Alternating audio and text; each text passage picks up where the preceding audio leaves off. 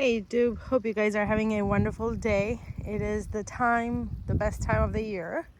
Means time to harvest some persimmons. As you can see, we have got some I've got a basket with a pruner, shear, and look at that big persimmon. It is really nice size persimmon. This tree is getting a little droopy, yellow. It's about to drop the leaves, so I watered it, and also it is a very young tree. How short it is, it's maybe like 4 feet.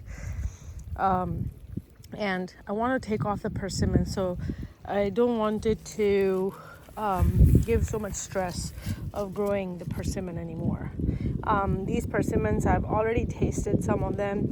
Even though some of them have a little green, this one doesn't. They taste really sweet and really tasty. And I like crunchy texture persimmon. I don't like the gooey soft persimmons. I like these better. So this is like the perfect for me. And this tree only has 3. I already got 2, I think, already off this tree, and they taste amazing. So here we go. I usually just try and cut the stem right here. If you can cut just the persimmon, that's fine too, but I can just take off the stems right here, and that'll be fine. And because I am doing it one-handed, it'll fall and it'll be fine. It's pretty hard. So there's one, and right here, if I can see if I can. I don't want to cut the net, so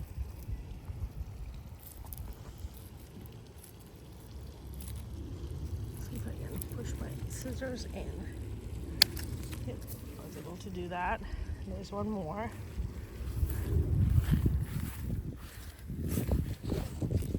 Let's see if I can open the thing and push it in. Okay, we got all 3 persimmons taken.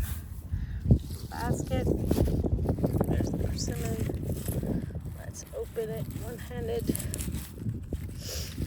These nets, I got it from Amazon, and they are really good.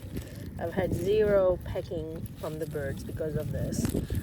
Before this, squirrels, possums, everything ate them, but for some reason they are not even bothering all the persimmons that are in a bag. So, and I did this when they were pretty young, the small size persimmons. It was work, but I think it's well worth it. So, and you can order, I think I ordered like 200 bags off Amazon. I'm harvesting persimmon and I'm making a video.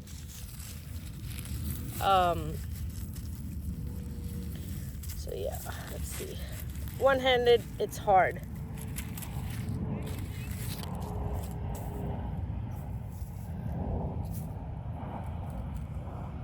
All right.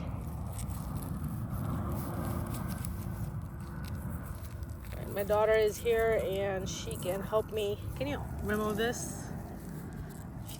Yeah. Can you remove this one too? Oh my God, but don't drop it. Here. Why is it so low? Because I watered the persimmon tree.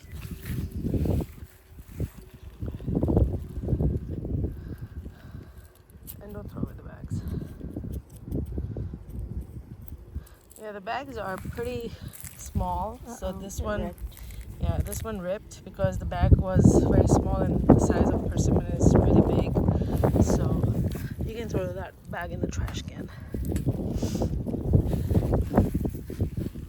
So here are the 3 persimmon. I know you can see a little green on them, and trust me, they are still very sweet and tasty. And I'm going to do the same thing.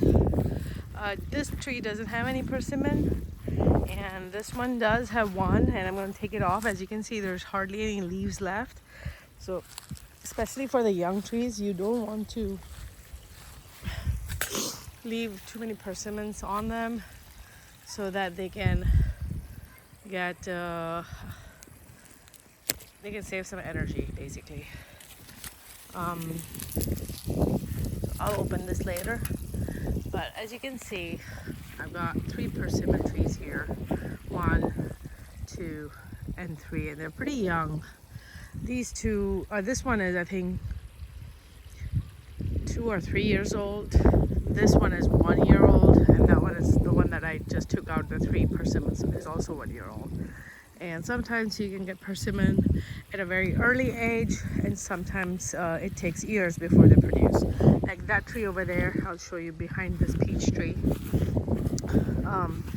Pretty big, and I think it's like probably 7, 8 years old persimmon tree, and it did not produce any persimmon until like last year. So I don't know why. So it took a very long time for that persimmon tree to thrive, but now it's producing a ton. And I'll show you when we go there to harvest. I've also planted 2 more persimmon trees far over there. Let me see if I can zoom. There's one over there, and there's another one next to it. Yeah, right there. Right there, you can see that persimmon. It doesn't have much leaves, but it does have that. So zoom quality is not that great. Okay. All right, but there's 2 more persimmons over there, and over here I have a really sad news of my peach tree, plum, and another plum, and another peach tree die. And I don't know what's the cause. It could be the drought, and I don't have a watering system, or it could be some disease. And for this one, I know it was a disease because before the drought was there, this had already died, and I saw some bugs. So yeah, it has like lots and lots of holes on the trunk where it is losing a lot of moisture. So some kind of beetle infestation. Yeah, these are all the beetle infestation. So this basically killed the tree. I also lost a maple tree in the front of our house. And over there, I have a dead pecan tree, and it was actually a different type of pecan tree, and it was grafted on another pecan tree. I don't remember the kind. So the graft is still growing, but the original, well, the plant that I bought, type of pecan tree that I bought, is dead. So, but the one right next to it is thriving, and so I'm gonna let this root thing grow, because it's good to have different kinds of pecans pollinate each other for maximum pecan production. So yeah, I have a lot of dead trees this fall. Sometimes that just happens, and you just have to be okay with it. So I am actually planning to replace 1, 2, 3, 4 of these dead trees with 4 more persimmon trees. And I'm going to make this a persimmon orchard, because persimmon and figs are pretty much the trees that I think I can successfully grow in comparison to all these other fruits. So I am watering them because they are looking a little sad, droopy leaves. So yeah, water will help them a little bit. And we have no rain in forecast, so just giving them a little heads up. And here are my 4 persimmons from 2 different trees, and let's go and harvest some more from this tree, and I can show you how many there are, and they're all getting so beautiful and big, really big. Look at this one. That's a beauty. So pretty. And there's one over here. Looks so beautiful. Some of them, oh, see that one right there, because I didn't have a net, it's been eaten. So I'm gonna try and get that one first, because because I don't want to attract birds. I only have like a couple persimmons that I didn't bag, but the rest of them are all bagged, and they're all successfully growing. I would say 90% of all the bagged ones are successful. There were some bagged ones that didn't make it and they dried up, but 90% of them are fine. There's some on the lower branches too. So lots of persimmons to bag, and sorry, not bag, harvest. And I'll be doing that right now. And I will show you guys a picture as a thumbnail on this video. So have a great day, and if you are in North Texas, I highly recommend growing persimmon trees. It's very bountiful here in this, does good growing with very little care. Doesn't need a whole lot of care other than you have to bag the persimmon because birds and squirrels will eat it otherwise. It's a very tasty fruit. Here are some figs ready to harvest.